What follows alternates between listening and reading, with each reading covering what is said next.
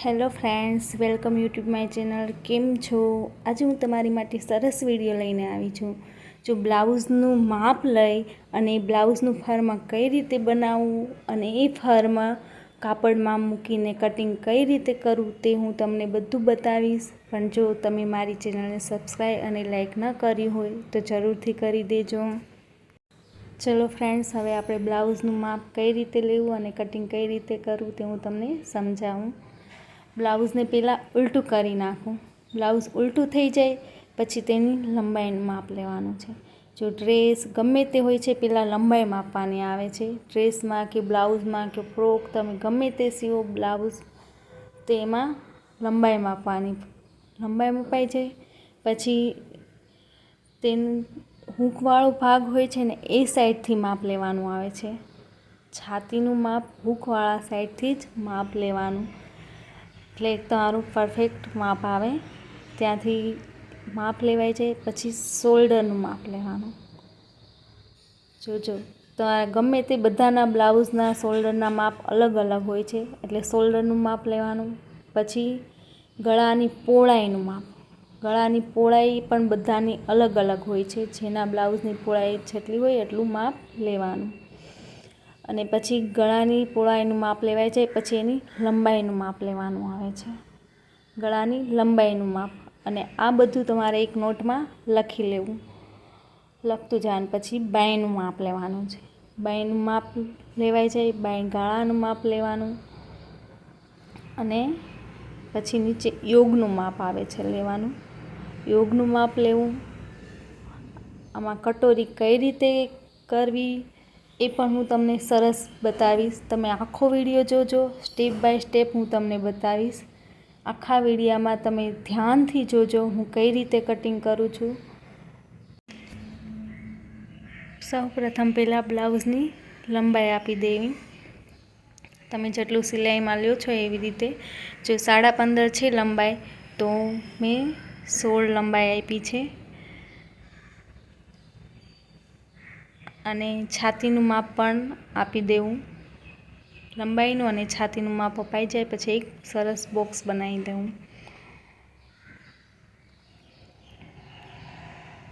આ રીતે માપી અને નીચે પણ આ રીતે લાઇનિંગ દોરી અને સાઈડ પર પણ લાઇનિંગ દોરીને એક બોક્સ બનાવી લેવું.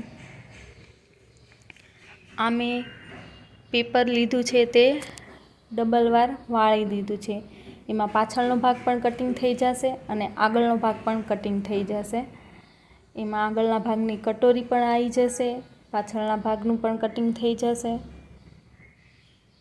પછી ગળાની પહોળાઈનું માપ. ગળાની પહોળાઈનું માપ આપવું આ રીતે.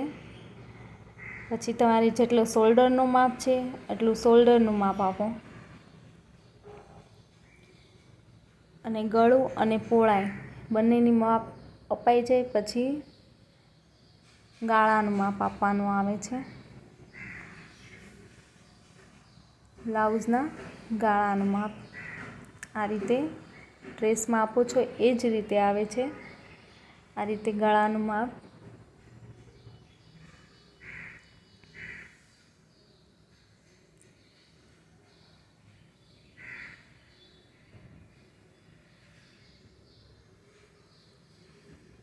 પછી આ રીતે ગળાનું માપ આપી લો. ગળાની લંબાઈનું માપ.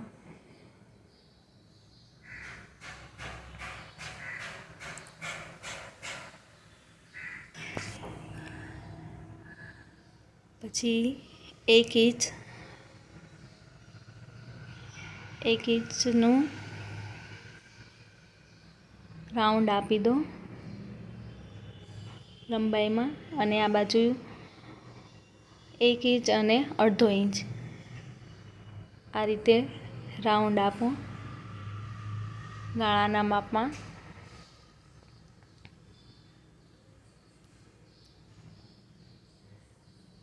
જે સાઈડનો ભાગ આવશે તે માપ લીધું છે. આ રીતે અંદર તમારી પરફેક્ટ માપ સિલાઈ આવશે. આટલો ભાગ વધારા છે સિલાઈનો.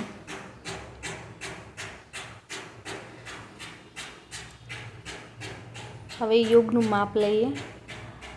યોગનું માપ હતું 4.5 ઇંચ.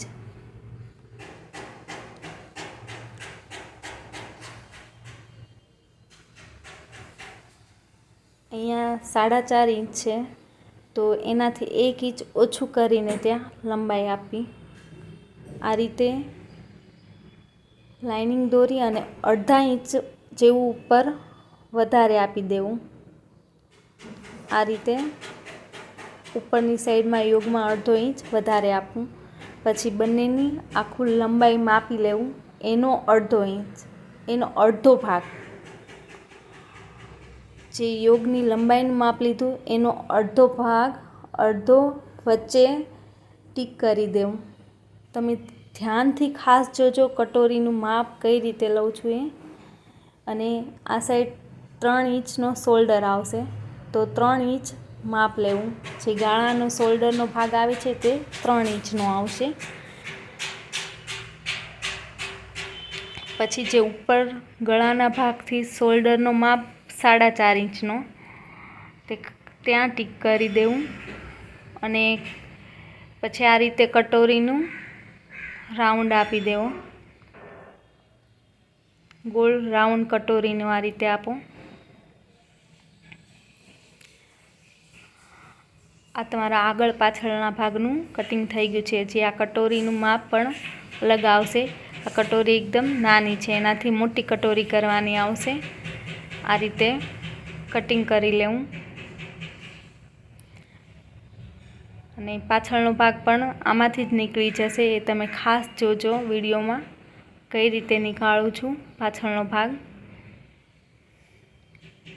આ રીતે કટિંગ કરી લેવું.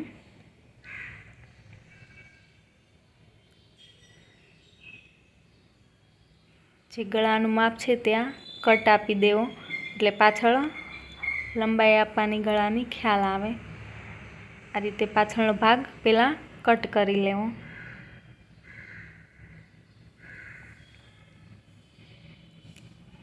પાછળ ગળાની લંબાઈ કઈ રીતે લઈ એ પણ હું બતાવીશ.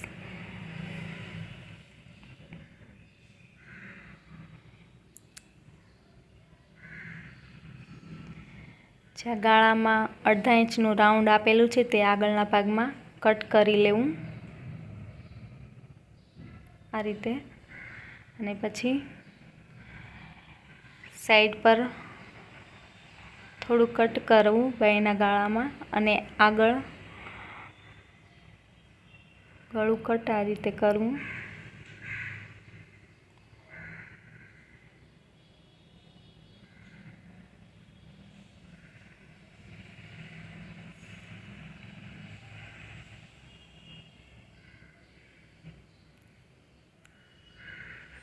આ કટોરી જે આપણી કમ્પ્લીટ નથી ફૂલ.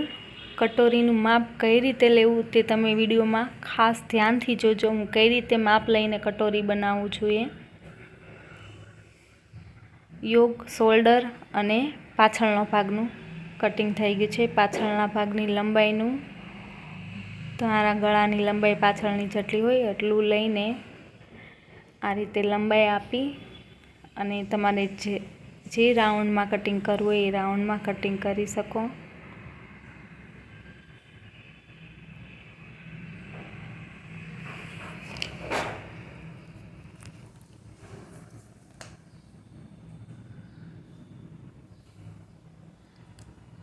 આ રીતે લંબાઈ અને પહોળાઈનો બોક્સ બનાવી અને રાઉન્ડ આપી દેવું. મારે ડીપ ગળું કરવાનું છે, એટલે 1 ઇંચનું માપ આપી અને આ રીતે ગોળ રાઉન્ડ આપીશ. જે તમે આ રીતે રાઉન્ડ આપો છો એની કરતાં આવી રીતે આપો તો તમારું એકદમ પરફેક્ટ ગળું બેસી જાય પાછળ. હું આ રીતે જ માપ આપું છું, એટલે પાછળ રાઉન્ડ સરસ બેસી જાય છે.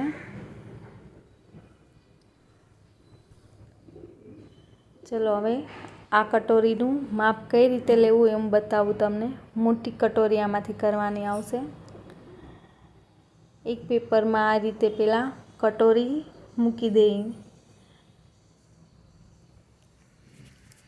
પછી 1/2 ઇંચ જેવી ત્રાસમાં મૂકવી, 1/2 ઇંચ જેવી ત્રાસમાં કટોરી મૂકવી, ઉપરથી નીચે ત્રાસમાં આ રીતે કટોરી મૂકી અને ઉપર રાઉન્ડ આ રીતે જે ગળાનું છે એ રીતે રાઉન્ડ આપી દેવો અને સાઈડમાં આ રીતે ટીક કરીને 1 ઇંચ જેટલી વધારવી. તમારે 7ની કટોરી હોય તો 1 ઇંચ વધારવી, એનાથી વધારે હોય તો થોડી વધારે આપવાની. 7 ઇંચની કટોરી છે, જોજો તમે. આ રીતે ઉપર ગળાનું જે રાઉન્ડ આપ્યું છે ત્યાંથી આ રીતે કટોરી મૂકી અને રાઉન્ડ આપો. આ રીતે થોડું થોડું આમ નીચે કરીને આ રીતે કટોરીનું માપ જે છે એ રીતે રાઉન્ડ આપી દેવું અને જે કટોરીની લંબાઈ 7 ઇંચની છે એનો અડધો ભાગ, જે અડધા ભાગમાં ટીક કરી લેવું. આ રીતે હું બતાવું છું તે ખાસ ધ્યાનથી જોજો. આ રીતે ટીક કરી અને 2 ઇંચ વધારવી. આ રીતે 2 ઇંચ ટીક કરી દેવું નીચે. આ રીતે લાઇનિંગ આપી અને ખાસ ધ્યાનથી જોજો કઈ રીતે આપું છું હું. આ રીતે અને આ રીતે ત્રાસમાં લાઇનિંગ દોરી લો. હવે કટોરી કટ કરી લો. આવી રીતે કટોરી તો તમને કોઈએ માપ નહીં બતાવ્યું હોય. આ એકદમ પરફેક્ટ કટોરીનું માપ છે.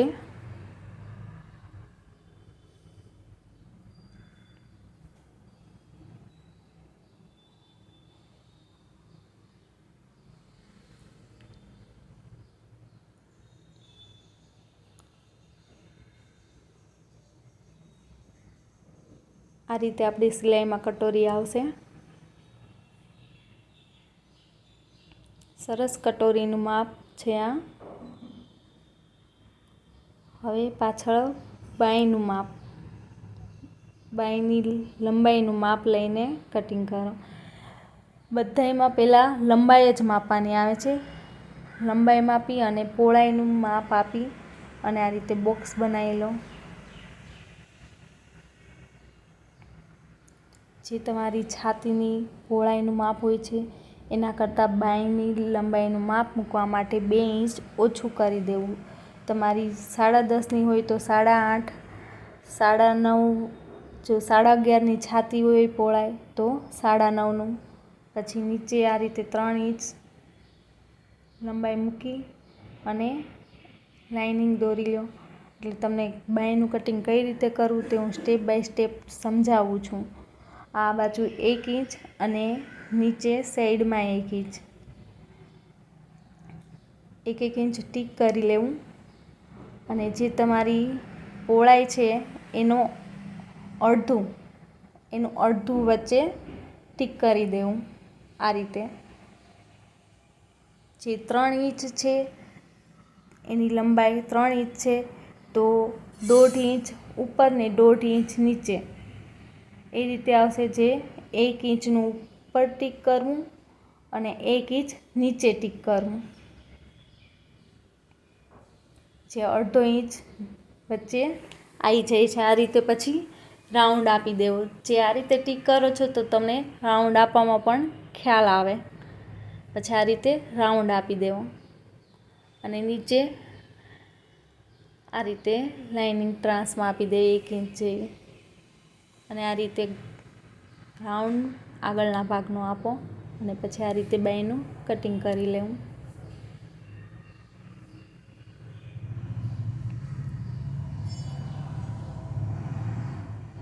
અને આ કટિંગનો ફર્મ તમે ગમે તે બ્લાઉઝમાં નાના મોટું પણ કરી શકો છો. ગમે તે ઇંચનું બ્લાઉઝ, ગમે તેવું બ્લાઉઝ હોય છે એનું તમે નાનું મોટું માપ કરી શકો છો. જે આના જ ફર્મમાં કાપડમાં મૂકીને તમે નાના મોટું કરી શકો.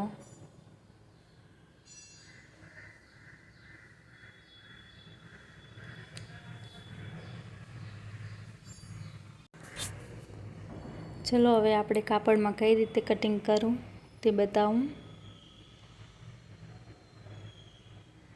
આ રીતે મેં કાપડ ડબલ ફોલ્ડ વાળીને રાખેલું છે. એમાં આ રીતે ફરમાં મૂકવાનો છે. તમે ખાસ જોજો કે હું કઈ રીતે આ ફરમાં મૂકું છું કાપડમાં.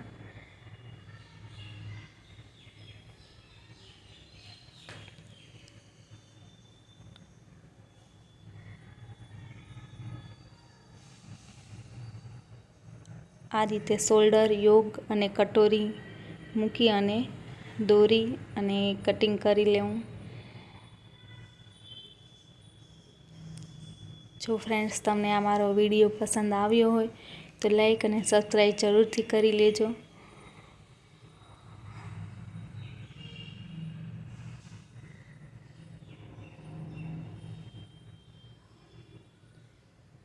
શોલ્ડર કઈ રીતે મૂકું છું તે ખાસ ધ્યાનથી જોજો. કાપડમાં આ રીતે જ શોલ્ડર મૂકવાનો. યોગ અને કટોરી તમે ગમે ત્યાં મૂકો ચાલે, પણ શોલ્ડર આ રીતે જ મૂકવાનું, જે કાપડ ખેંચાય નહીં એ રીતે. એટલે તમારા બ્લાઉઝ પહેરો ત્યારે એકદમ પરફેક્ટ આવી જાય તમારા બ્લાઉઝ. મેઇન શોલ્ડરનું જ હોય છે બ્લાઉઝમાં.